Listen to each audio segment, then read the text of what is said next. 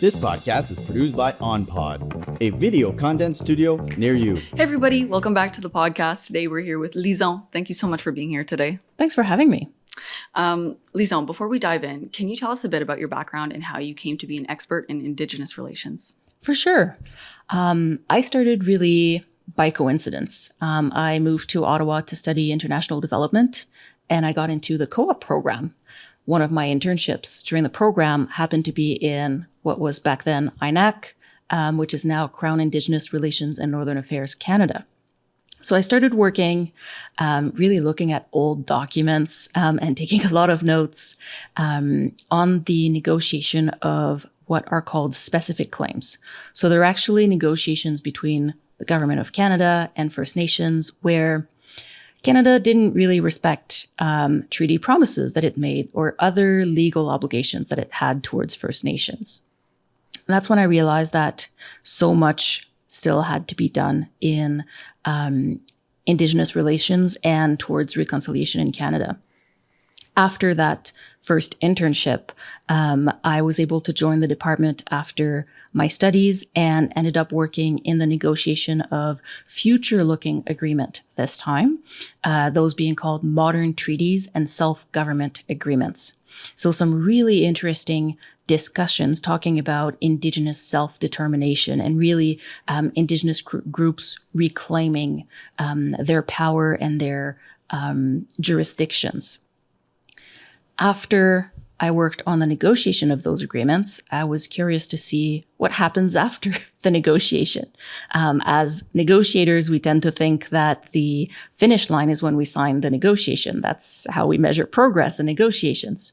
But when it comes to Indigenous relations and those types of future-looking agreements, the signing of an agreement is really just the beginning of a new relationship between the Crown and those Indigenous groups. So I moved on to an organization called the Implementation Sector. And over there, I moved around a little bit and ended up joining a team where we developed and delivered training to public servants across the Government of Canada to help them better understand and be aware of modern treaties and self-governance agreements. So in under 2 years, we ended up delivering our training to over 10,000 people. And I really cut the bug for training then. And that has led me to then make a big jump outside of the public service and join Indigenous corporate training where I'm at now, where I'm able to deliver Indigenous relations training to a much wider audience. Okay, that's amazing. So you started out looking at all these negotiations and you saw that it wasn't really working. The government didn't do anything. And then you realized after the negotiation is signed, there's no guarantee that they're going to follow through, right? Is that where the training comes in, or? I mean, there are legal obligations, but it's hard to respect legal obligations that you're not aware of. Okay. And governments are such huge machines that really more needs to be done to educate public servants about their responsibilities towards Indigenous groups and to better understand how these things work. It's one of the calls to actions from the Truth and Reconciliation Commission in 2015 was to increase education of public servants when it comes to awareness and understanding of the history in our country, really. Okay, let's talk about the Indian Act now. For those who aren't familiar with it, what is it and what's the main idea behind it? Okay, so the Indian Act is one of the oldest piece of legislation that we have in Canada. It's only a few years younger than Canada itself. It will be turning 150 years old next year in 2026. It was passed in 1876. And the goal of the Indian Act was really to control pretty much every aspect of the lives of First Nations people in Canada. So it looked at three main areas of control, one being governance, one being lands, and the other one being citizenship or membership. Who gets to call themselves First Nations or a status Indian under the Indian Act? Mm-hmm. Okay, that history is difficult but essential for understanding right now. You also mentioned the Indian Act created an unjust system. What are some of the most common issues created that persist today? Because 1850, oh my God, that's that's a long time for this act to be. I'm sure it's gone through a lot of transformations. It has gone through a lot of change. There is still a ton of work to do to fix some of the inequalities and issues with the Indian Act. One of the big issues that we see with Indian Act bans is the land question, because First Nations are on reserve lands, and reserve lands are technically federal crown lands. So if you are a First Nation person and you buy a house on a reserve, you can own the house, but you cannot own the land under the house. You're just leasing that from the Canadian government, which means it's really challenging to get a mortgage because the bank can't hold the house and the land it sits on as collateral. It also causes issues because nobody on the reserve owns the land. So if you want to have a business come in and build a new shopping center or lease a building, who has to sign the lease? It's actually the Minister of Indigenous Services Canada. So the government has to do that. Yes. And I'm sure you can imagine how long it takes to get a federal minister to sign off on anything. Now imagine that multiplied by hundreds of reserves in Canada. Yeah, that leaves a pit in my stomach. That's like, oh my goodness, you can't even sell the land. Anyway, okay. One of the issues too, not directly a result of the Indian Act, but very much intertwined with that, is historic treaties. So historic treaties were signed between 1701 and 1923 in Canada. They cover most of Ontario and the prairies. When we think of historic treaties, we speak especially of the numbered treaties, which are those in Ontario and the prairies. Canada signed those treaties to get access and, in their view, ownership of the lands that First Nations lived on and took care of before that. In exchange, they promised a number of things, including farm equipment that we call cows and plows, sometimes education on reserves, teacher salaries to be paid for by the government, things like that, and a treaty annuity, which is a payment that was to be made by the government to each individual member of a First Nation in exchange for that transaction that happened, letting settlers use the lands. Now, at those times, most of those treaties promised $4 or $5 per member per year. It had a certain buying power at the time. There weren't any provisions to update that amount. Inflation wasn't even a concept that we spoke about at the time. It wasn't a concept that was understood back then. Mm-hmm. So to this day, in 2025, you have federal Crown officials going around the country to First Nations communities and urban centers every summer. Usually the season is July, August for Treaty Days, and they hand out 2 toonies or 1 crisp $5 bill to every First Nation member who's the beneficiary of a historic treaty who comes to get their treaty annuity. Wow. That's crazy. So is that what reconciliation is about, to change all of these concepts? Like, one, if you have a house, you need to be able to own and sell the land under it as well. And 2, like trying to fix all this, like inflation, so it's not so much as a slap in the face, if I may say, to do that.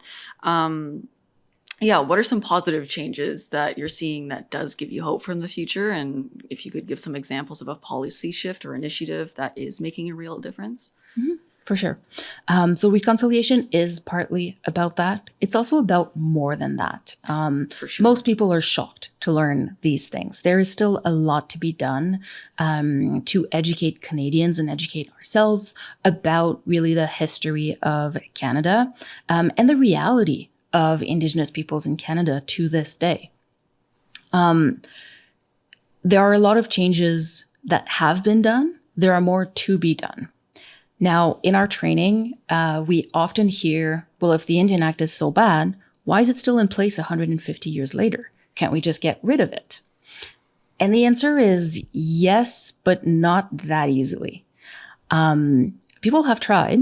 In 1969, Trudeau father has actually, his government put forward what was then called the White Paper, which was a policy proposal to get rid of the Indian Act, get rid of Indian status, get rid of reserves, get rid of treaties, and Indigenous peoples in Canada would be equal to every other Canadian.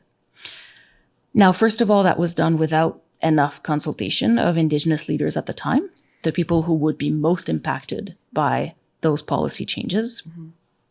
It faced a lot of backlash and opposition, and in the end was scrapped.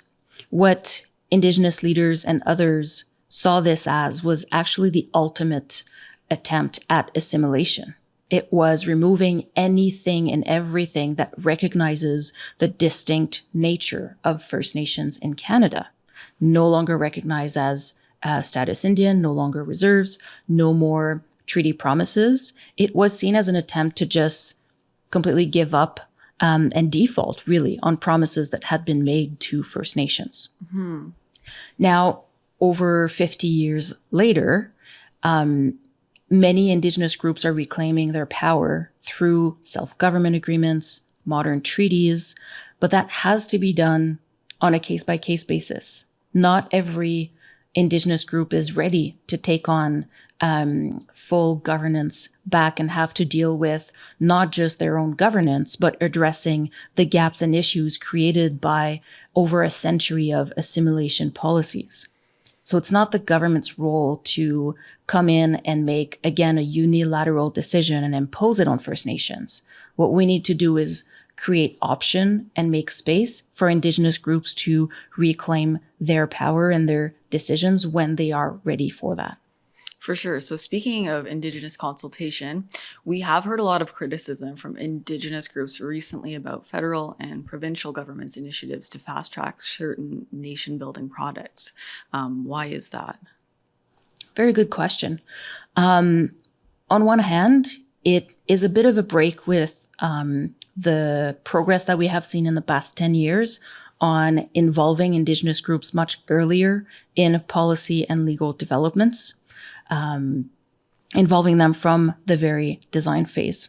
Now, the why over specifically why these fast tracking legislation are being criticized, in large parts, they do away or seek to streamline or get around processes like the environmental impact assessment that traditionally have served to do Indigenous consultation. So if we get rid of the meeting room where we do Indigenous consultation, what guarantees do we have that it will actually happen, even though it is still a legal obligation?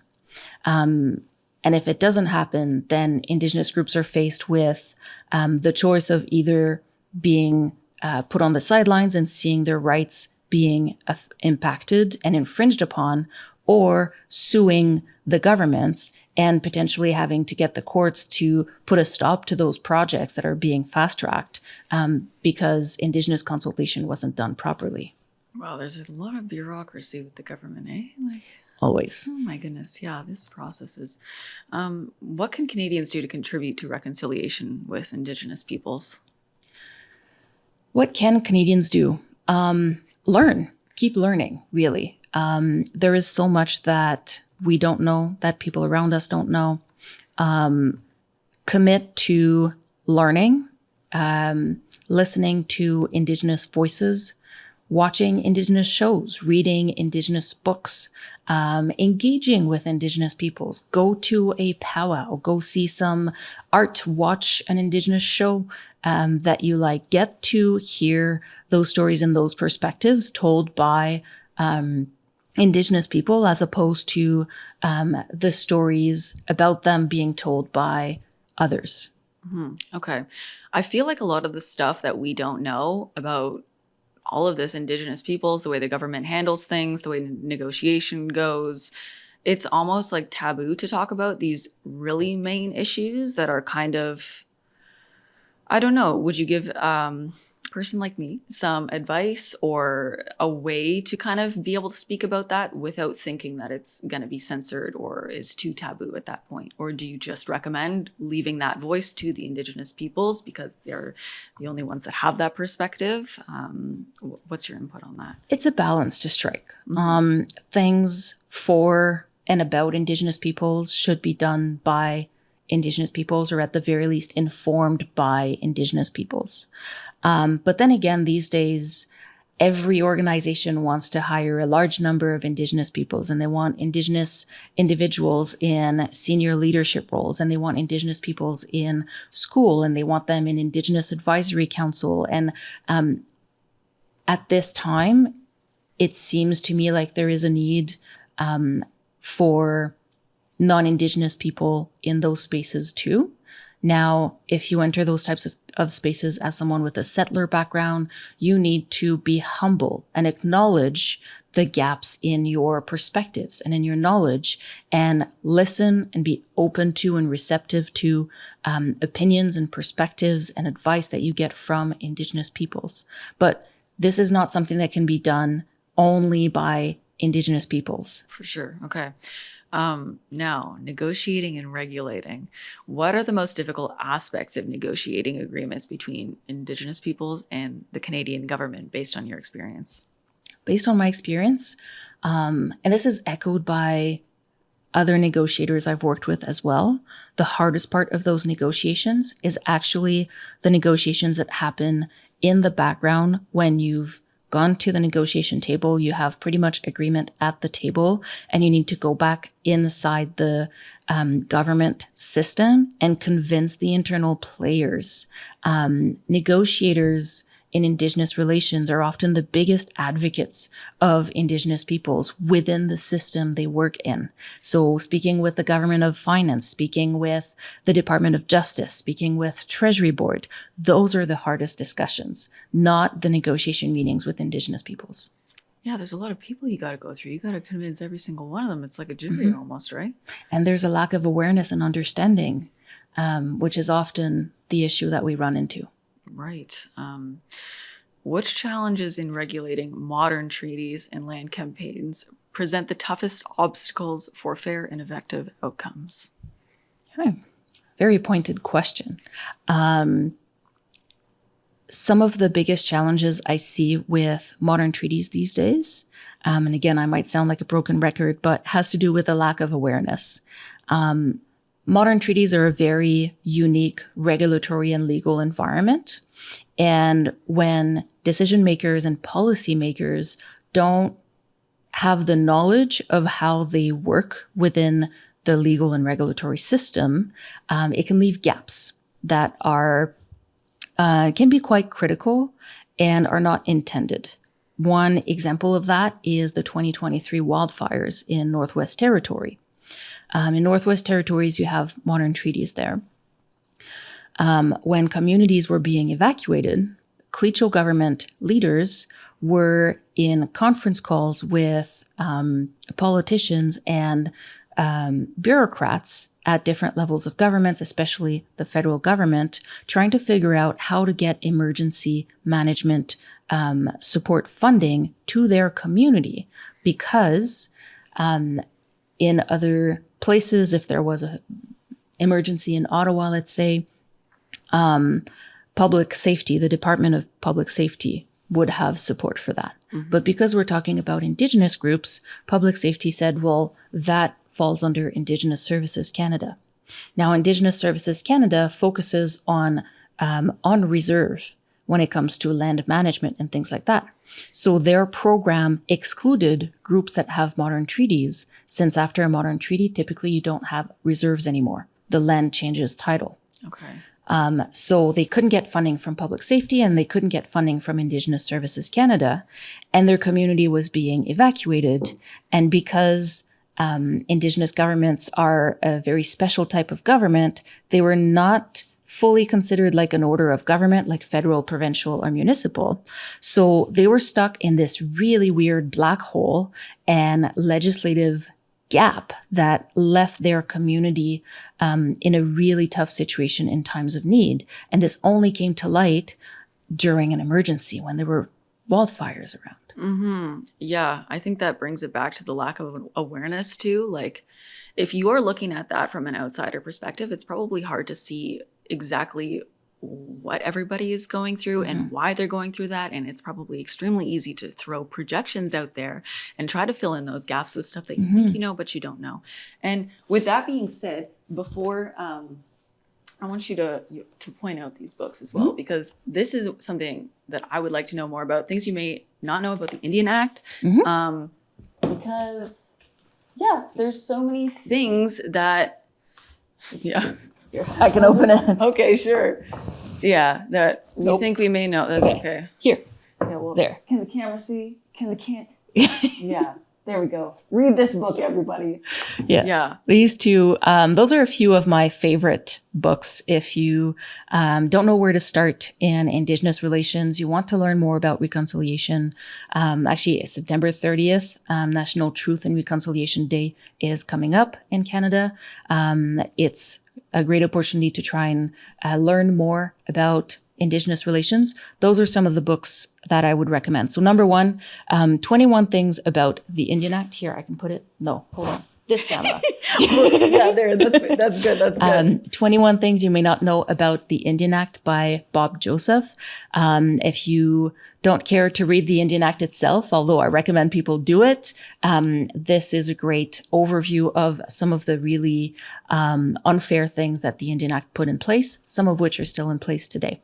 Bob's newest book has a bit more of a positive outlook and is actually about Indigenous self-government, about Indigenous groups reclaiming their power and dismantling the Indian Act for their community in their own way. So really interesting book. If you are a bit of the nerdy type like me, or you are a lawyer, I would recommend Indigenous Rights in 1 Minute by Bruce McIver. It goes over some case law in Aboriginal law, as well as common questions on Indigenous rights. What I love about Bruce's book is that each chapter is 1 page or 1.5 page. The answers are really, really short and concise.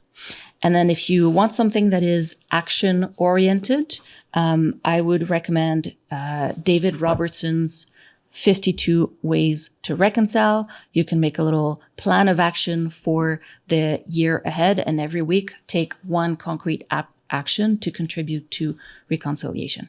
Beautiful. We need actions around here, right? And I feel like that's a good place to start because I cannot do law. I'm bad at reading legal jargon. So I think that's a really great place to kind of dive in and concrete. Yeah, really figure out what's going on. So thank you so much for being here, Lyson, and answering all these questions. I'm sure you have to deal with a lot of burden every day, but thank you for enlightening us today. My pleasure. Thanks so much for having me.